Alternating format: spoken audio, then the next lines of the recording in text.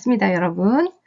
AI 대전환 시대의 사회복지 실천과 진로 이야기를 함께 나눠볼 고신대학교 사회복지학과 남희은 교수입니다.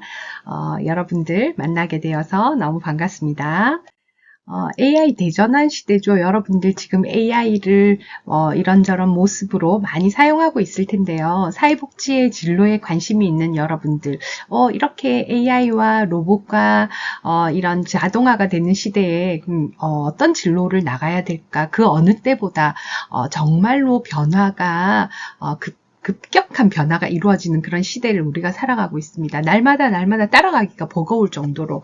그래서 과거의 미래학자들이 과거의 100년의 변화가 100년 동안 변화되었던 것이 최근 10년의 변화보다 훨씬 더 10년의 변화가 훨씬 더 크다 이렇게 얘기할 정도로 변화가 급격하게 이루어지고 있는데요. 지금 올해 여러분들이 아마 느끼기에 체감하기에는 작년과 올해 이런 우리 시대의 많은 변화에서 AI를 빼고는 정말 이야기할 수 없는 그런 시대에 살아가고 있는 것 같습니다. 이런 시대에 우리가 여러분들이 진로를 고민할 때 나는 어떤 전공을 할까? 어느 쪽으로 어떤 학과를 갈까? 여러분 학교도 중요하지만 어떤 전공을 선택할까가 정말 중요하다고 생각해요. 여러분들이 무엇을 배우고 무엇을 해 나갈 것인지에 대한 그 전공에 대한 선택이 여러분들이 정말 중요하다고 생각하는데요.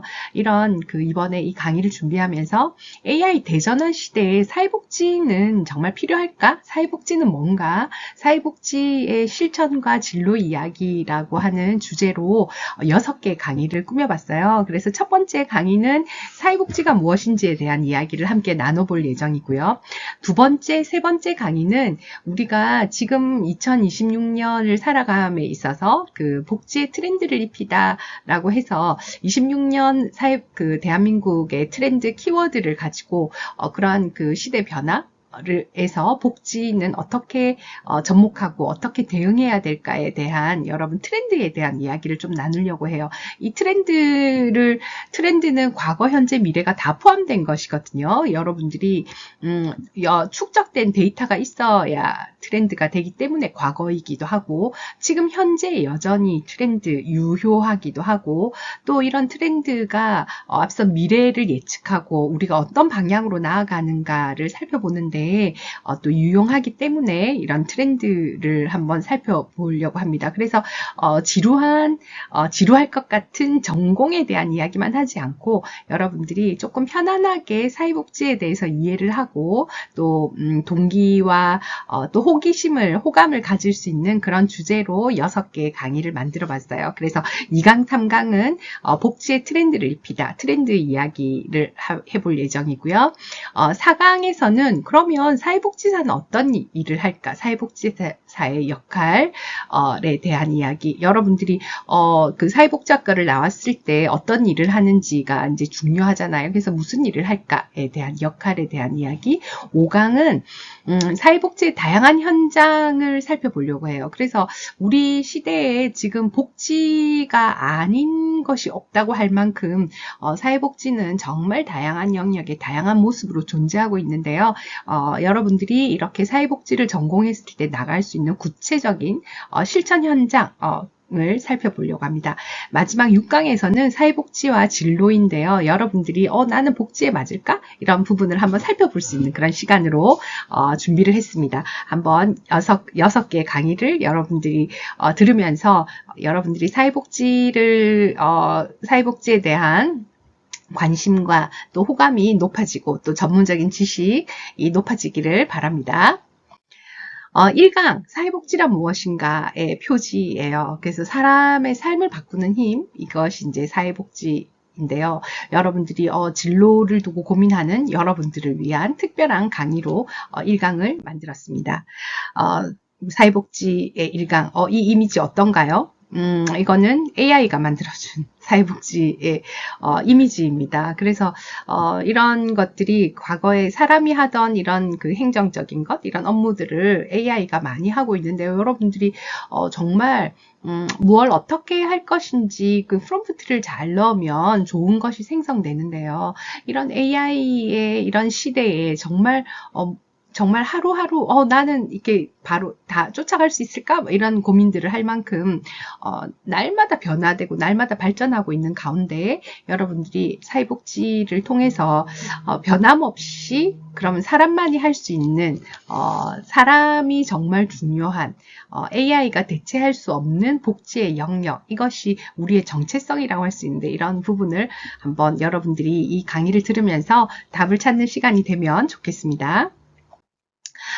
목차는 다음과 같습니다. 복지가 무엇인지 학문적인 정의, 그 다음 사회복지는 실천 응용 학문이라고 하는데요. 그런 인접 학문, 여러분들의 삶에서의 사회복지는 어떤 부분이 있는지, 또 사회복지 정책은 무엇인가, 실천은 무엇인가, 또 미시적인 역할, 사회복지, 중간적인 것, 거시적인 그 사회복지 실천에 대한 것, 또 사회복지사에 우리가 갖춰야 되는 핵심 역량은 무엇인가, 우리나라의 그 복지가 지금까지 어떻게 발전해 왔는지에 대한 개괄적인 것과 미래를 이렇게 아주 많은 방대한 자료지만 여러분들에게 짧게 소개하려고 합니다.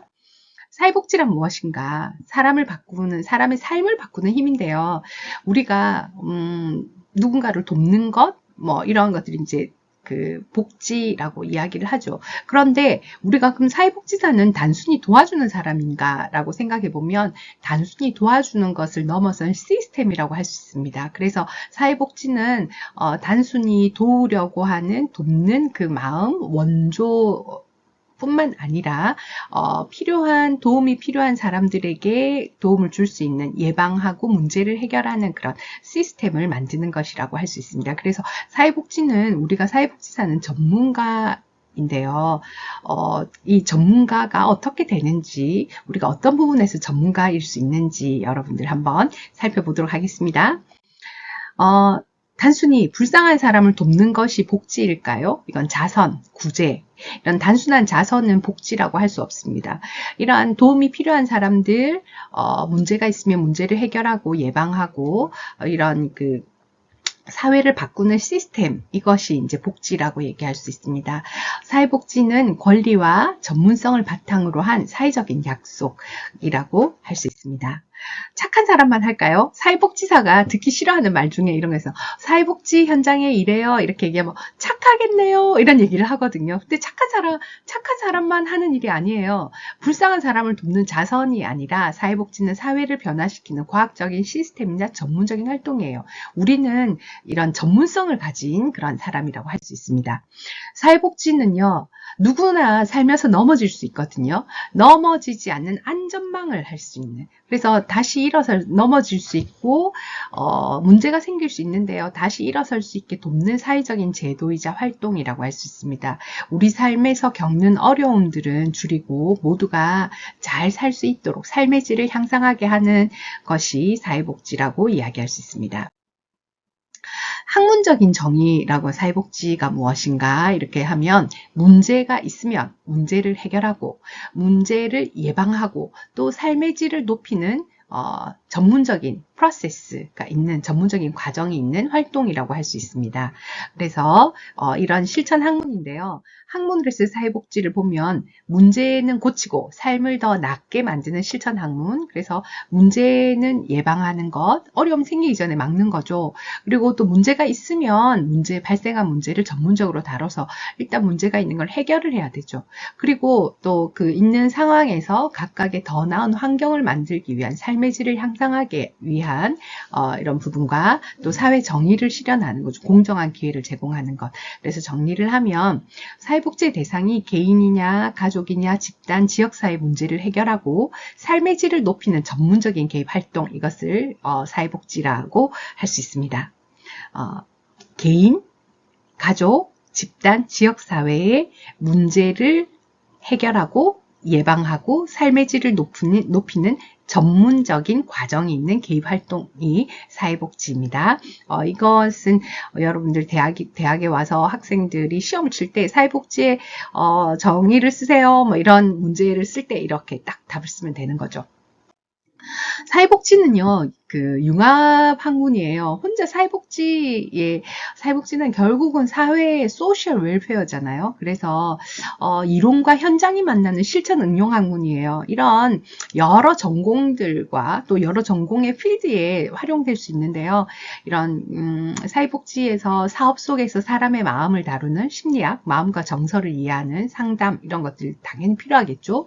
또 사회 문제가 뭔가, 지금 왜 이런 현상이 생겼는가, 사회 구조를 바꿔서 문제를 해결할 수도 있고 직접적으로 서비스를 줄 수도 있는 거죠. 그래서 이런 사회 문제를 분석하는 사회학적인 접근, 또 사회복지는 법이라든지 제도라든지 행정이라든지 이런 시스템, 정책과 제도로 운영됩니다. 그래서 이런 법 행정과도 관련되고요. 또 교육이라든지 보건이라든지 건강, 성장 지원, 또 인구학, 또 인류, 여러 환경, 요즘은 환경까지도 정말 우리 삶의 복지가 아닌 것이 없는 것처럼 이런 필요한 모든 학문 영역을 다 실천 응용하는 그런 학문의 영역이라고 여러분 생각하시면 되겠습니다. 다양한 이름으로 여러분 다양한 현장을 만날 수 있는데요. 사회복지학과, 청소년, 아동, 노인, 상담심리, 보건복지 관련 이런 부분이 이제 복지 계열로 이런 전공들이 복지 현장에서 다양하게 활용되고 있다라는 것이죠. 그래서 단순히 착한 사람, 단순히 봉사를 잘하는 사람, 단순히 남을 잘 돕는 사람이 복지를 하는 사람이 아니라 전문적인 지식을 배워서 전문적인 시스템으로 여러분들이 그 서비스를 하는 사람, 이것이 사회복지사라고 할 수 있습니다. 여러분들이 경험하는 사회복지를 생각해보면 무상급식이라든지 이런 거 학생들의 모든 학생들의 건강한 성장을 위한 보편적인 지원에 해당되겠죠. 또 위센터나 이런 학교 안에 있는 이런 센터에서는 또 마음의 건강이나 고민 해결을 위한 전문 상담을 하는 상담 선생님들 계시기도 하죠. 또 교육복지적인 차원에서 공정한 배움의 기회를 제공하기도 하고요. 또 학교 사회복지사 선생님이 학교 안에 있는 그 사회복지사로서 학생들의 어려움들을 학교 교사가 아닌 복지사로서 돕는 이런 것들이 그 학교 안에서 여러분들이 이미 이미 보고 있는 그런 복지라고 할 수 있습니다. 우리가 사회복지는 일상 속에서 여러분들 모든 것이 복지가 아닌 것이 없다라고 할 만큼 복지가 많은데 태어나서부터 죽을 때까지 요람에서 무덤까지 삶의 모든 순간에 복지들이 있습니다. 복지 서비스, 복지 제도가 있습니다. 태어나서 아동수당, 그리고 태어나서 잘 자랄 수 있도록 그 환경 속에서 아이가 발달 단계에 맞춰 잘 자랄 수 있도록, 또 청소년 시기에 또 여러 가지 체험이라든지 청소년 시기의 어려움들을 해결할 수 있도록 하는 것, 또 성인이 되거나 이렇게 했을 때 또 생계에 또 어려움을 가지는 그런 그 취약한 계층에게는 기초생활보장제도라든지, 또 노인이 되어서 노인 돌봄 서비스, 또 우리가 장애인은 후천적 장애인이 90%가 넘는다고 얘기하거든요. 그래서 이런 장애인 활동 지원에 대한 부분이라든지 우리 삶의 어떤 생애 주기별로 모든 순간에 다양한 모습으로 복지가 존재하고 있습니다. 그래서 복지는 멀리 있는 것이 아니라 우리 일상 속에서 함께 하고 있다는 것입니다. 가정에서, 또 여러 취약계층, 지역사회 안에서 우리 삶 속에서 존재하고 있습니다. 사회복지의 두 날개라고 하면 정책과 실천으로 얘기할 수 있습니다. 정책은요, 우리가 매크로적인 관점, 그래서 숲을 보는 일이죠. 근데 사회복지 실천은 나무를 가꾸는 일이에요. 교수님은 사회복지 실천 전공이거든요. 그래서 정책적인 거 법이나 제도나 행정보다는 교수님은 어떻게 하면 직접적으로 사람을 돕는데 어떤 프로그램을 개발하거나 직접 만나서 어떤 서비스를 하면 좋을지에 대한 고민들, 이런 실천적인 프로그램, 실천적인 연구를 하는 교수님입니다. 그래서 정책은 법, 제도, 예산, 이런 그 제도를 만들어 나가는 그 전체적인 큰 틀인가 하면, 사회복지 실천은 이 만들어진 정책을 실질적으로 서비스를 한다고 생각하시면 돼요. 그래서 직접 사람을 돕거나 또 상담을 하거나 변화를 시키거나 연계를 하거나 이런 것들이 사회복지 실천이라고 할 수 있습니다. 시스템을 만드는 사람이 정책인가 하며 현장에서 직접 뛰는 사람이 실천이라고 얘기할 수 있죠. 그래서 정책은 법제도, 또 우리가 여러분들이 청소년 정신건강에 필요한 정책을 만드는 거는 이런 지원을 만드는 법안을 만드는 건 정책인가 하면 실제로 도움이 필요한 청소년들에게 상담을 하거나 뭐 프로그램을 하거나 이런 것들은 실천이라고 얘기할 수 있습니다. 예를 들어서 그 청소년 심리 지원 예산을 국가가 법을 만들었습니다. 이렇게 하면 이건 이제 정책이라고 할 수 있겠죠. 실천은 사회복지사가 실제로 예산으로 학교에서 상담 프로그램을 진행합니다. 청소년의 정신건강을 위한 뭐 여러 가지 프로그램들을 진행해서 청소년의 삶의 질이 높아진다. 이런 결과를 가져오게 되겠죠. 이런 것들이 정책과 실천이라고 얘기할 수 있습니다. 우리는 그렇다면 어디까지 개입을 해야 할까요? 이 부분을 보시면요. 여러분들 미시적인 것, 마이크로적인 것, 메조, 중간 영역, 거시적 영역 이렇게 살펴볼 수 있는데요. 미시적 영역은 실제로 서비스를 받는 실천적인 부분에 해당되겠죠. 만약에 정책은 좀 거시적인 영역에 해당되겠죠. 한 사람을 돕는 개인의 어떤 그 서비스, 가족 상담, 사례 관리 이런 것들이 미시적인 영역인데요. 이 개인을 둘러싼 환경을 함께 개입하는 게 중간적인 역할이에요. 그래서 그 개인을 둘러싼 집단, 학교, 복지관, 집단 상담, 가족 개입 이런 것들이 가족은 때로는 개인에게 직접적으로 되기도 하지만 그 환경의 변화적인 차원에서 그 개인을 둘러싼 환경을 중간적으로 보기도 합니다. 거시적인 것은 그렇다면 우리가 직접 서비스를 하고 직접 서비스를 받는 사람의 그 관계하는 중간적인 역할이 있는데요. 거시적인 것은 정책이나 지역사회나 환경을 변화하는 것, 시스템을 바꾸는 것, 제도를 개선하는 것 이런 것들이 거시적인 차원입니다. 그래서 사회복지사는 실제로 직접적으로 서비스를 하기도 하지만 사회복지사가 이러한 것, 서비스에 있어서 이런 환경을 바꿔줘야 할 때는 거시적인 부분까지 함께 고려를 해야 하기 때문에 이런 세 가지 차원을 함께 보면서 서비스를 해야 한다는 것입니다.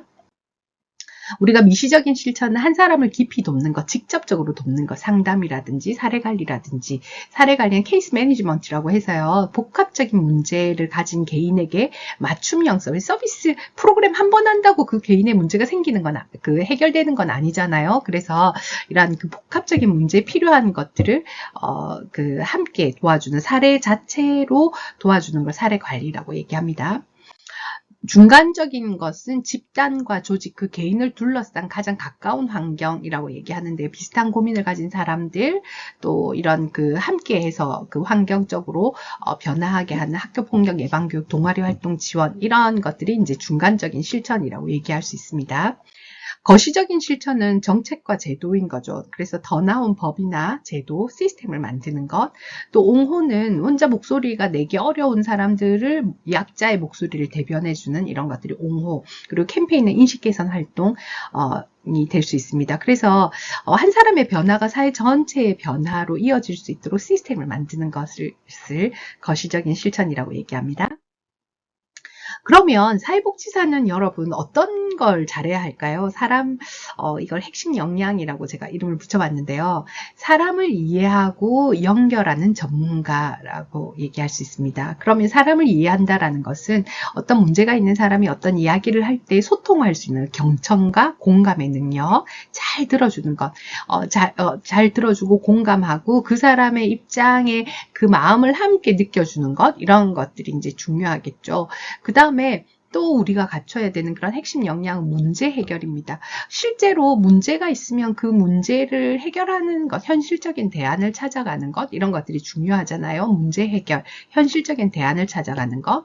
그 다음에 자원 연계인데요. 필요한 곳에 어떤 서비스가 필요할까 자원을 연계해서 도움을 여기 있는 자원을 이렇게 필요한 사람에게 연결해주는 그런 허브의 역할도 하기도 하거든요.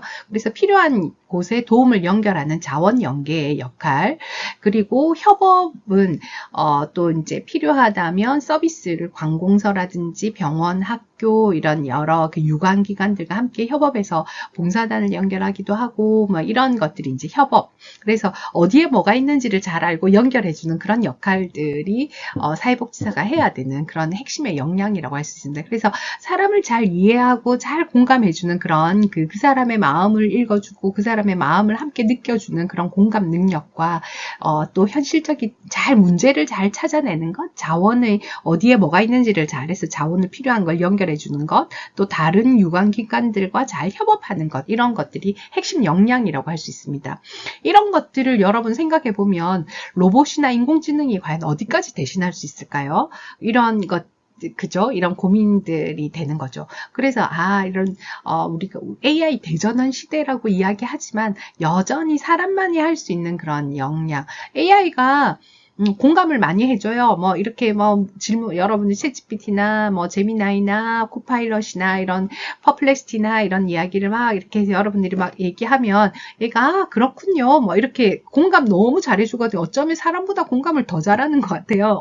다른 사람들은 내가 기분이 맞을 때만 이렇게 공감을 해주지만 AI는 어쩌면 그 기계적이지만 훨씬 더 공감을 잘하는 것 같기도 하거든요. 그렇지만 그 공감이 여러분들의 마음을 움직이고 감동을 하고 변화까지 시키기에는 한계가 있는 것 같아요. 그래서 사람만이 줄 수 있는 사람은 그런 이 공감과 경청과 이런 것들이 단순히 그냥 형식적인 것이 아니라 그 사람을 이해하고 에너지가 함께 간다는 사람이 줄 수 있는 그래서 이런 것들이 우리가 여전히 인공지능과 로봇이 변화되는 이런 시대에도 우리가 존재해야 하는 이유 우리의 정체성이 아닐까 이렇게 생각을 합니다. 우리의 역량 어떤 능력이 필요할까? 공감, 의사소통, 공감적인 의사소통, 문제 해결 능력, 협업이나 자원 연결한 네트워크라고 얘기하는 거죠. 또 최근에 여러분 디지털 소통 능력, 데이터 이해 활용 능력 이런 것들이 정말 중요한 능력이 되고 있습니다. 그래서 생각에 우리가 이러한 다양한 능력들 안에서 그 대상자에게 서비스를 하는데요. 그런 가운데 또 중요한 것이 뭐냐면 자기인식이에요. 사회복지사가 자기의 인식이 참 중요하거든요. 내가 어떤가? 또 내가 생각하는 건 나의 편견, 나의 생각 뭐 이런 것들이 그 이용자에게 그대로 전달되기도 하기 때문에 나를 이해하는 것이 돕는 것의 시작이기도 하다. 그래서 나의 편견이 다른 사람에게 상처가 되지 않고 또 나의 감정들이 또 전달되지 않게 그래서 정말 전문적인 관계로 돕기 위한 것, 윤리적인 실천을 하기 위한 것 이렇게 하기 위해서 자기 관리, 자기 인식 이런 것들이 참 중요하다라는 것입니다. 가장 중요한 도구가 바로 나라는 건데요. 색안경을 벗고 또 내가 감정에 왔다 갔다 바람에 휘둘리듯이 이렇게 할 수 없거든. 건강하게 타인을 돕기 위해서는 중심을 잘 잡아야 해요. 또 올바른 판단, 윤리적인 실천 이런 것들이 중요하기 때문에 정말 좋은 사회복지사는 자신을 끊임없이 성찰하고 자기 이해하고 이렇게 하는 것이 중요하다라는 것입니다.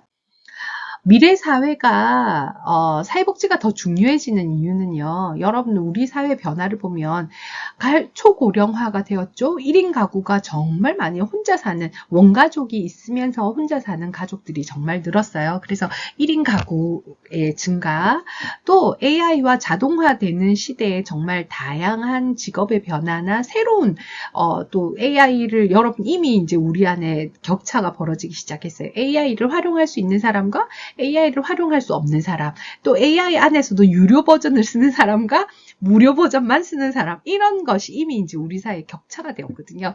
그래서 직업의 변화라든지 새로운 사회적 불평등, 이미 이제 이런 사회 변화에 못 쫓아가는 부분에서 나는 사회 변화에 못 따라가고 있어. 이런 거에 이미 격차가 벌어지기 시작했다라는 거죠. 그다음에 그러다 보니까 우리 사회가 대한민국이 너무 잘 살게 되었는데요. 배부르고 우울한 사회가 되어가고 있는 것 같아요. 그러다 보니까 정신건강, 마음의 병이 깊어지는 사회, 사회적인 고립, 혼자 1인 가구가 더 늘어나고 혼자 이렇게 있다 보니까 혼자서 세상과의 연결은 컴퓨터로만 하고 이런 그 사회적인 고립이 더 많아지고 있는 그래서 기술이 발전할수록 사람을 돌보는 휴먼 터치 이런 것들이 그 대체 불가능한 가치 로봇과 인공지능이 대신할 수 없는 우리의 정체성이 되겠다라고 하는 것이죠. 여러분들에게 청소년 복지 이렇게 얘기할 수 있는데요. 여러분들의 현재와 미래를 지키는 힘이기도 합니다. 그래서 여러분들이 학업 스트레스나 진로 불안, 또 학교 안에서의 폭력, 관계, 뭐 정말 근데 여러분 시기에는 친구 관계가, 교우 관계 너무 중요하잖아요. 그럼 말 한마디, 눈빛 하나에도 여러분 삶 전체가 막 흔들리는 것 같이 하루가 완전히 이렇게 왔다 갔다 할 수도 있는데요. 이런 부분, 또 가족 안에서의 갈등, 이런 것들이 우리가 복지적으로 함께 어려움에 있는 청소년들에게 또 도와줄 수 있는, 그래서 여러분이 청소년 시기에 제일 중요한 것은 학업과 진로에 관한 부분이기도 하고 관계에 관한 부분인데요. 이런 것들이 복지적으로 또 전문적인 서비스로 해결할 수 있다는 것입니다. 여러분들의 그 사회복지는 어른들만의 것이 아니고 지금 현재 여러분들을 지키면서 또 미래를 여는 안전장치라고 얘기할 수 있습니다. 대한민국은 복지국가일까요? 우리는 충분히 복지를 누리고 있을까요? 또 어떤 복지가 필요할까를 생각해 보면 우리나라가 1950년 한국 전쟁이 있었죠. 한국 전쟁 이후에 급격한 경제 성장으로 지금 여기까지 왔어요. 그래서 이미 처음에는 먹고 사는 문제가 중요했는가 하면 그 다음에는 이제 제대로 제도들이 이제 만들어지고 확립되고 이런 국민연금, 건강보험, 기초생활보장 이런 제도들이 정말 만들어지고요. 지금은 보편적인 복지로 나아가고 있는 중입니다. 앞으로는 그러면 미래에는 여러분들이 복지사가 어떤 역할을 하고 어떤 복지를 할까 이런 고민을 하게 된다라는 거죠. 근데 미래 사회가 왜 복지가 더 중요할까를 생각해 보면 이미 고령화 사회, 초고령 사회, 1인 가구가 급격히 증가하고 있어요. 그리고 사회적인 고립이나 갈수록 정신건강에 대한 어려움들이 더 많아지기 때문에 사회적인 돌봄의 필요성이 더 증가하고 있다라는 거죠. 그래서 이런 부분에서 우리가 로봇과 인공지능에 대신할 수 없는 사람만이 줄 수 있는 이런 공감과 경청과 돌봄에 관한 것들은 중요하기 때문에 복지가 여전히 더 중요할 것이다라고 이야기하고 있습니다. 기술이 대체할 수 없는 가치. 기술은 발전하지만 사람의 삶을 돌보는 일은 대체할 수 없다라는 것이죠. 사회복지사의 핵심 무기는 아까 휴먼 터치의 공감, 문제 해결, 경청, 협업의 네트워크에 관한 것, 또 최근에 여러분들이 더해야 한다면 디지털 리터러시, AI를 다룰 수 있는 온라인 소통, 비대면의 서비스 이런 것들이 퓨처테크에 해당되는데요. 이런 기술들이 여러분들의 핵심 무기가 될 수 있다는 것입니다. 세상을 더 공정하게, 그래서 단순한 봉사가 아니라 세상을 바꾸는 전문적인 시스템, 그래서 여러분들이 그 변화를 만드는 미래 주인공이 될 수 있습니다. 1강은 사회복지가 무엇인지에 대한 이야기로 함께 나눠왔습니다. 수고하셨습니다.